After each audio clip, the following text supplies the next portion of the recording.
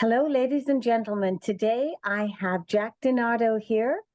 Jack is a senior wealth advisor at Wealthworks Financial, and he has over 28 years experience. He's here today to help you navigate through this economic turmoil that a lot of us are facing. So Jack, can you please give us some advice, my readers some advice?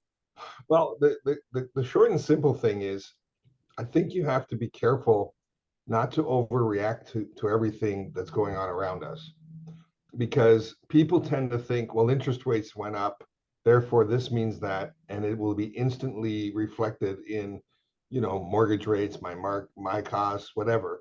And I think people are too quick to assume that something's happening immediately, particularly on the big picture stuff, the macroeconomic things. Some of those things take a long time to materialize. Like rising interest rates may take 18 months to have the effects felt on the economy. And so people are overreacting to, is the market going to crash? Is the world going to end? Maybe all these things might happen someday, but they might happen over a period of a decade. And one discussion, for example, is the use of the US dollar being replaced as a reserve currency. Some people think it's crypto. Some people think it's going to be the Chinese.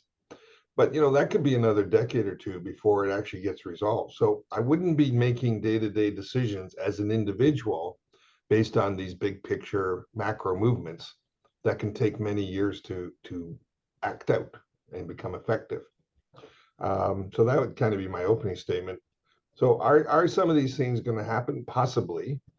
You can't really predict the timing of anything. You can't predict the depth of anything, and you can't predict how long it's going to last. But what you can do is say, what am I doing to get myself prepared so that I'm in the best position possible to navigate whatever comes my way, which is the whole idea of personal financial planning, is given what I'm trying to do.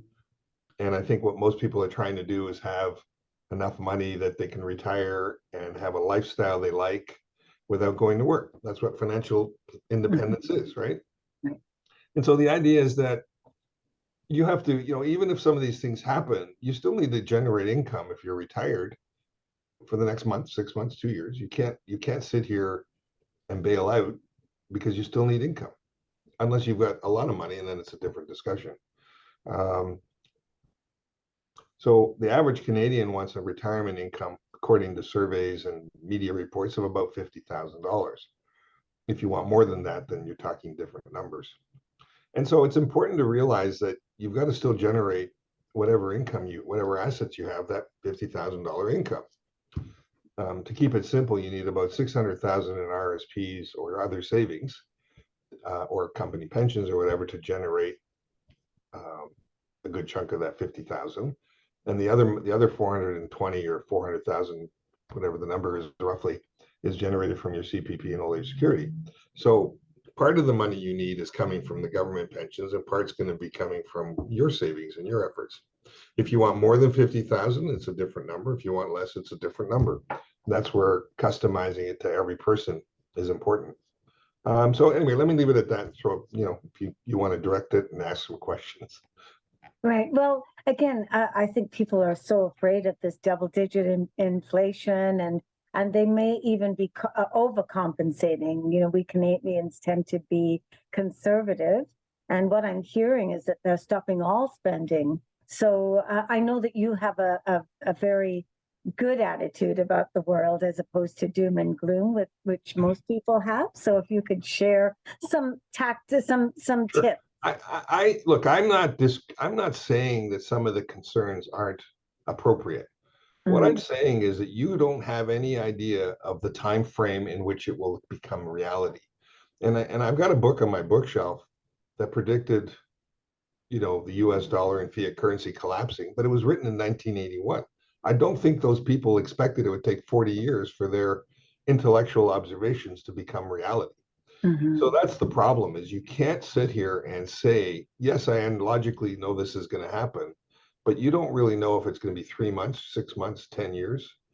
And so in that meantime, you still have to operate as if the world's okay, and you still have to generate your monthly income, particularly if you're retired. If you're not, then it's a different discussion if you're 30 years old or 60 years old as to where you are in your asset accumulation.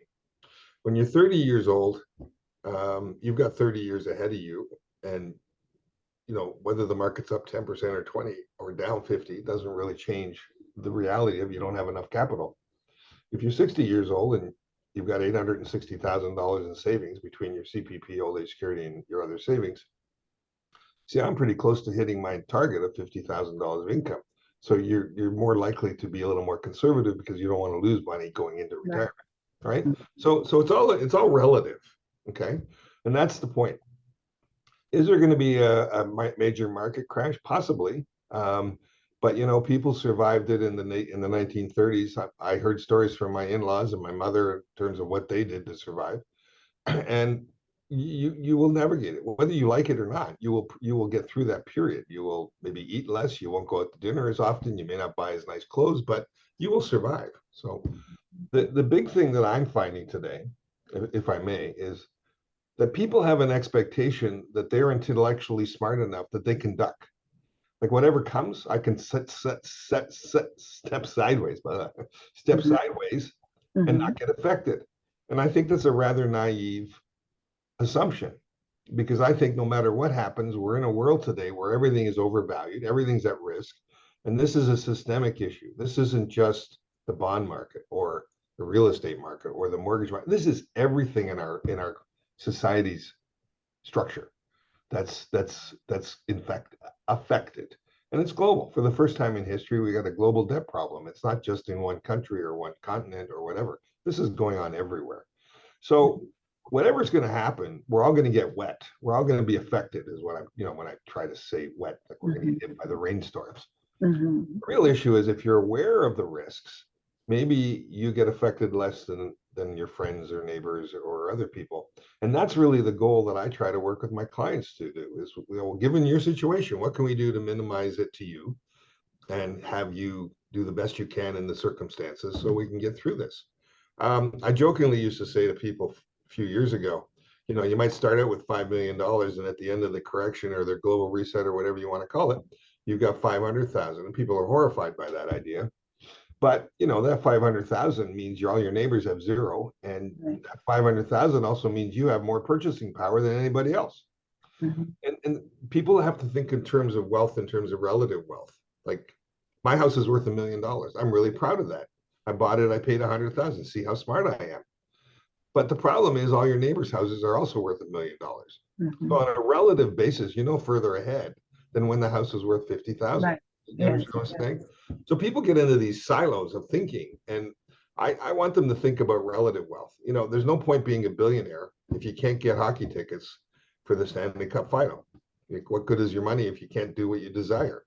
Or if you want to help your child get medical treatment in New York because you can't get it in Toronto, then the money helps you get the treatment or not. But it gives you what's called options, right? Optionality. So that's what's important in the world. Is not how much money you have, but relative to everybody else, what do you have? Does that make sense? Yes. As one billionaire explained it to me, Jack, you live in Willowdale. A house in Willowdale went from 50,000 to $500,000, and then it's going to go to 5 million. But if everybody else's house did the same, you're not any further ahead. It's just an inflation adjusted number. And people spend too much time worrying about the dollar value of a house, like what they call nominal value, versus the absolute value. The absolute value of a house is a house. It's an asset. He said, if you wanted to get richer, Jack, over the last 30 years, you should have gone from one house to 3. Yeah. Right? Because now you're richer because you have more assets.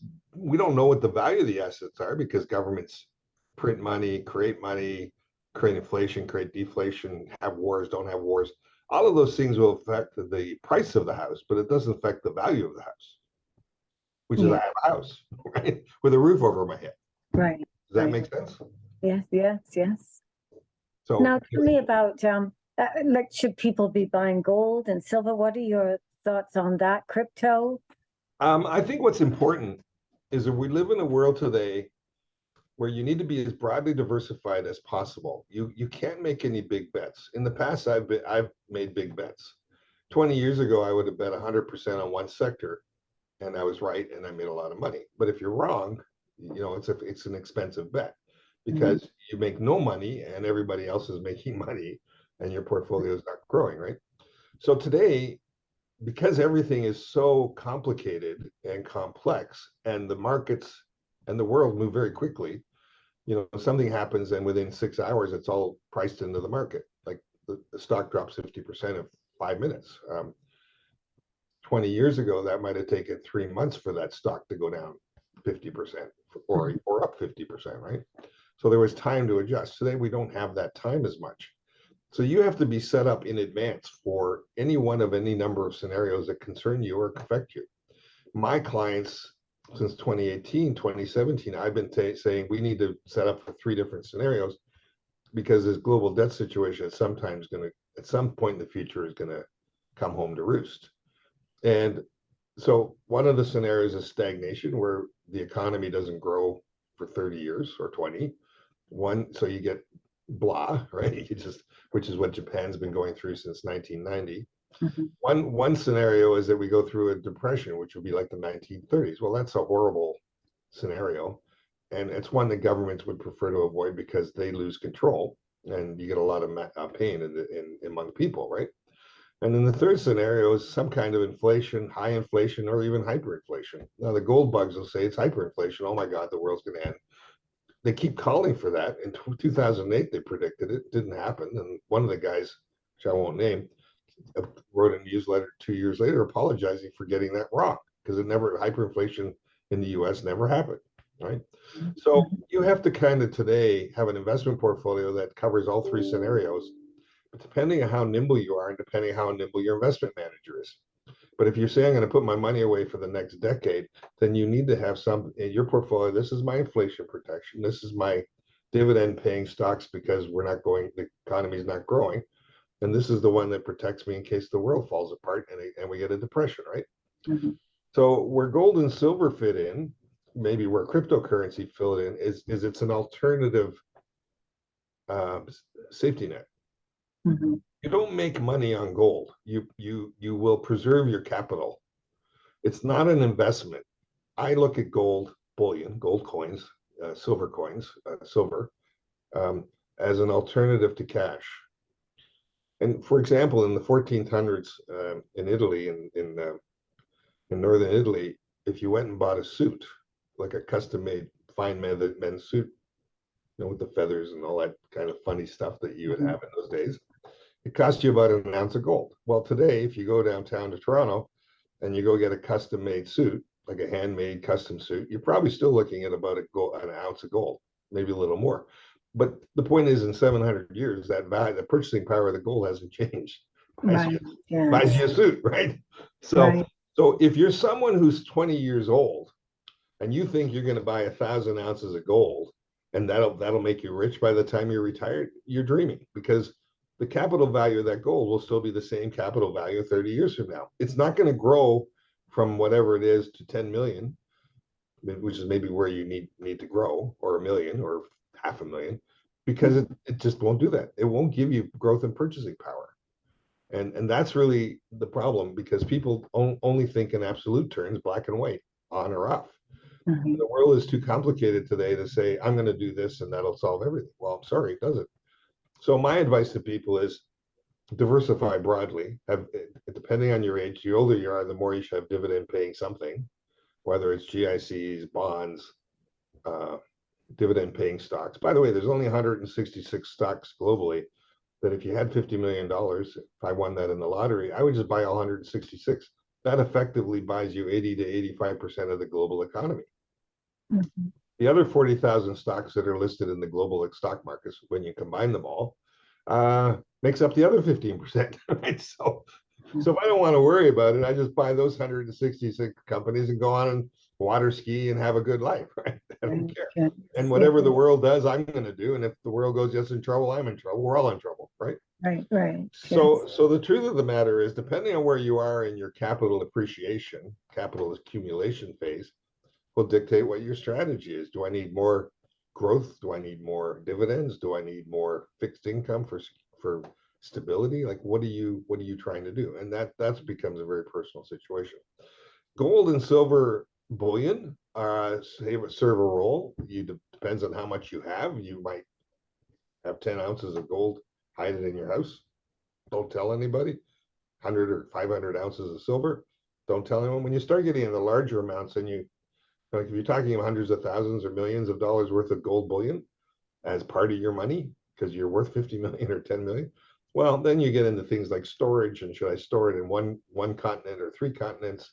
You know, there's different discussions.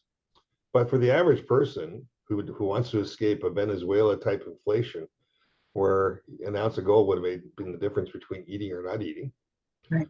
then you can have 3 or 4 ounces of gold at home, or you can have 20 or 50 ounces of silver. You And don't at put, home, you feel that that's the way to do it. well, the storage costs of putting 10 ounces of silver into a bricks facility doesn't make any sense, right? Like Right. it, Right. they have their minimum costs, and it's not worth it, right? So you'd put it in things where you hide it in the house. People aren't going to look. I mean, you can tape it to the underside of a shelf, cover it with masking tape or duct tape, paint it over, whatever you want. There's different ways to do things, right? Yes. Yes. And I'm not that creative, so you can Google stuff on the internet about how to be creative, or talk to your friends, like where did they bury it, right? Um, so you have to be realistic as to what you're trying to do and why you're doing it. Now, nobody buys gold bullion with the idea that they're going to sit on it forever. If you're buying gold bullion, you're buying it with the intention that someday in the future I'm going to spend it. Mhm. You don't buy it because it's something I want to have forever. It's not a shiny object. It's designed to be used as future purchasing. And the thing I want to remind people, at the core of our financial system, is that anything we call investment savings is all a surplus of your labor. Because we didn't have money back in the Middle Ages. We didn't need it. People fed themselves. They went out and lived off the land. And then what happened is your farmers started understanding that, well, they did their work. They're good for their family this week. And I can afford to give a day or two's labor to that other guy, right? And the guy Right. says, "Here, I'll give you a bushel of wheat." He says, "Well, I already got enough wheat." "Well, I'll give you this. I got that too. I don't need corn." And well, I'll tell you what, I'll give you a silver dollar, a silver dime. And at one point, a day's labor was a silver dime. So a silver dime or money represents stored labor. Does that make sense? Yeah, it totally makes sense. And Yes. it's designed that you would use that stored labor for future spending. That's what most people call wealth today. 80 years ago, most people didn't have any savings. They worked, and then they retired, and then they died. And when they worked, they would retire, and then their family would take care of them. So Yes. this whole idea of retirement planning is a relatively new concept. It's less than 100 years, and evolved since the last depression. Anyway, I'm babbling on. So So, what about we're looking at a rail I wish. shutdown and food shortages, diesel going through this roof. Well, What I would you think there's real risks in the system, socially, and I'm not sure, and I don't know why, and I don't want to get into a discussion about why that might be. But we've had many reports of food in the United States being in shorter supply because the farmers aren't growing it because of Mhm. rainy weather, or because the processing plants to take a chicken and debone it and cut a cow up and make it a little steak. Um, a lot of those processing plants have burned down, disappeared, fallen apart, been cyber attacked, whatever. There's 100 of them have gone offline. There was just a fire in Paris at the largest outside fruit market, which also they had a fire. So I don't know why these things are happening, but I do know that you have to be thinking that it's having two days worth of food in your house if you're living in a downtown apartment in Toronto is not enough anymore. Right. And Right. unfortunately, if you live in a 600 square foot condo in Toronto, you got a problem because there's nowhere to store anything. Right. Right? But for those of you who have the option, and you got a house or in a basement or whatever, it's probably a good idea anyway to have. And if you go on the Canada government's website for food, for emergency preparation, they tell you have 2 weeks supply of water, and the Mhm. government's telling you how to prepare. Go look it up. You don't have to listen to me. But the point is, do you have rice? Do you have beans? Do you have staples that'll last months or years, and then you can use them and you can feed yourself for 2 weeks, 5 weeks, 6 months, whatever it is. I would caution people, because I had this discussion with a client as I was driving down from Minden down to Toronto today, that don't think that a lot of crises last for years. Most social in heart attacks, if you will, like the French Revolution or whatever, the worst of it's usually over within 1 to 6 months or less. Like we as human beings can't sustain that level of anxiety, fear, and panic for that long, right? So then the recovery starts. Well, that's a different thing. But you know, in the moment where we are scrambling to get water and food and whatever, you're not talking long time frames. Mhm. Talking weeks or maybe a few months. Now again, it also depends on the kind of disruption we're talking about. But you know, for the most part, if we can get food, then that might be a problem for a few weeks, right? Then the government step in and help spread food around, like they get the military involved and do that. So don't plan on something, even if you think that we're going to have a collapse. Don't think it's going to last for a long time. Like some people say, should I take money out of the bank? Well, I don't believe in taking cash out of the bank. I understand a lot of people are pissed off and freaked out about the fact that the government froze people's bank accounts with the truckers convoy. Okay, that wasn't very nice, and it just shows you that they may not play nice in the future. But the reality is that if there's a banking holiday where they shut the banks down, and that's been done in many third world countries, or even Argentina, which we don't consider third world, um, again, that may go a few weeks. So maybe it would be prudent to have some cash on hand, maybe a month's worth. Like if your monthly expenses are $3,000, they have $3, $6, $9,000 of cash sitting around. I don't know. You know, you have to decide what works for you and your family, assuming you can do that, right? And Mhm. other people say, well, I don't have the money to put emergency food away. At least I can't do it all in 1 week. Great. Then what you should be doing is, what can I do this week? What can I do this paycheck? What can I do next month? So if you go shopping, buy an extra bag of rice. You know, add a 25-pound bag of rice to your grocery. That might cost you $15. Well, if you're spending 300 or 400 in a week for food or whatever you're spending, that's not going to break the budget, right? So you have to decide what works for you. And the only way to manage anxiety and fear is to do something. Right? So I don't know how much time there would be before a crisis if that got down to that. But honestly, if you can do something every month, pay the credit card down an extra $50, or buy a package of Wheaties or something. I don't know. Buy something that you would use as a good staple and put it away. Like don't get overly panicked. This isn't something. This might go on for 2 years before it's a real problem. I don't know. It could be next week. I don't know either. But you know, you got to start from where you're starting from. Does that make sense? Yes, yes. And do whatever you can do. So and then hopefully have friends and family and other people that's a social network that you can rely on. Like I tell my kids, I'm buying emergency food. My daughter laughs at me and says, "Don't worry, I'm buying for you too," because she doesn't believe me. So I'm saying, "Well, I'm buying a bag of rice. This will be for Laura," like whatever. So the same thing. And grandparents or people in their 50s, 60s, 70s, and older who've had a bit of perspective in life will do that because they say, "Well, these 20-year-olds don't listen anyway, so let me just do it." Right? Right. Everything's optimism and wonderful. Whatever. I'm not Mhm. saying it isn't. I'm just saying no. You do what you can do every week, every month to make yourself better. Like we had the story of the client of mine who's retiring in the next 6 months, and I said, and then their cash flow is going to drop because their income will be lower in retirement, right? And I said, well, what do you need to do before that? Well, we want to fix the house up. We want to, the car needs new tires. We've got a refrigerator and a stove that are going to be replaced in the next 3 years. I said, okay, so why don't we try to do all those things before you retire when your income's high? Yes. And they have the option of working 9 months instead of 6 months, so they can work a few extra months and get themselves ready. Do you know what I'm saying? Right. Now Yeah. it's different if you're 45, but if you're 60 or 70, to start thinking about capital improvements. Mhm. Invest in a fridge because that'll last 20 years or 15 years. That'll Right. take you into your 80s, so that's good. You don't want to have to do that when you're 68 and you've been retired 3 years. Right. Yes. I got that. So those are the kind of things that people should think about. What do I prepare, and then make a list and say what are the highest priority. Like there's a big list, and just chunk it down. Do one thing at a time, and do what you can, and feel better about yourself. At least you're doing something. Right. Beautiful. Okay, Yeah. Jack. Now I understand you're writing a book. I wonder if you could just sign off with a little bit of what you can offer and your Well, contact? I do financial planning for clients, and I focus on strategic planning, which is the big picture. And then we look at what areas the client has to work on to improve themselves. That can be a 6 months, 2 year project to get them better in better condition. And I've got a book that I've been working on called sorry, brain fried.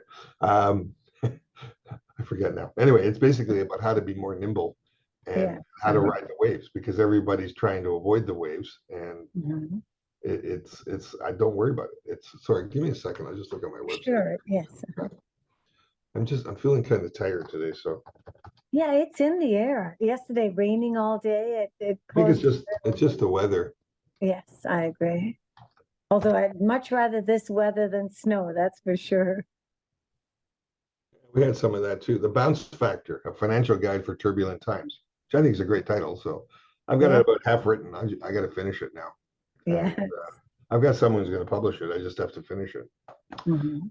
So, and then my website's wealthworks.com. And if anyone wants to talk to me, I always give a free initial session.